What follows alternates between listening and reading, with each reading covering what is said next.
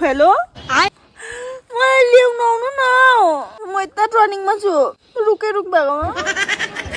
भएकोमा छिटो आउनु हरेस लागिसक्यो मजा आएन मेरो जिन्दगी बर्बाद ल ती बस्दै गर ठेट बर्थडेमा गइन गए बर्थडेबाटै फर्केको मनाइन मनायो सबै तपाईँ आउनु न फर्स्ट अन्त भन्छु A few moments later. यहाँ रहेछ बर्थडेमा गएको मान्छे के गरेर यहाँ बिहान त खुसी खुसीसम्म गएको होइन गिफ्टहरू पेकिङ गरेर खदा सोदा बोकेर हाँसी खुसी गएको होइन के भयो अहिले किन रोको यहाँ दुःख नलै बेसी बाटोमा नगरेर तिमी त्यसो गरेर मलाई मतलब छैन मलाई जिन्दगीसँग हरेस लाग्यो किन कसले के भने तिमीलाई अन्त के भयो हरेस लाग्यो किन बर्थडे मजा आएन केकहरू काटेन गिफ्टहरू दिएन काट्यो केकहरू खाए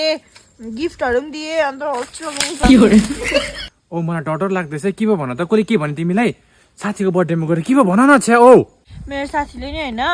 कति दामी पिङ्क कलरको स्कर्ट लगाएको थियो होइन कति राम्री देखिरहेको थियो मान्छेहरूले सबले उसलाई त प्रिन्सेस जस्तो देख्यो भने हो अन्त चाहिँ नि उसको त केक पनि 3 ताले थियो यत्रो ठुलो केक पनि थियो सबले खदा पनि उसलाई मात्र लगाइदियो अन्त के बर्थडेमा त्यस्तै त हुन्छ त तिम्रो पनि त्यस्तै भएको अस्ति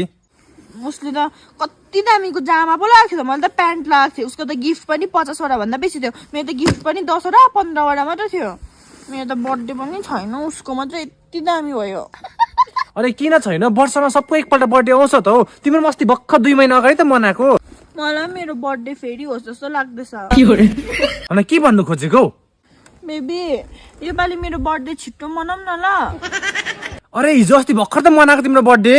प्लिज रोहित म तिम्रो खुट्टा रोक्छु मेरो बर्थडे छिटो मनाइदेऊ न योपालि प्लिज उसको बर्थडेमा त कतिजनाले उसलाई मात्रै हेरिबस्यो मलाई त हेरेन पनि गिफ्टहरू पनि कति बेसी भयो मलाई फेरि मेरो बर्थडे चाहियो प्लिज प्रवीण मेरो बर्थडे मनाइदिनु न प्लिज प्रवीण प्लिज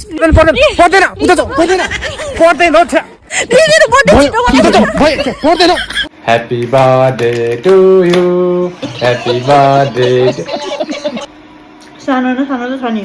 गिफ्ट ल गिफ्ट ल खदा ल यति भए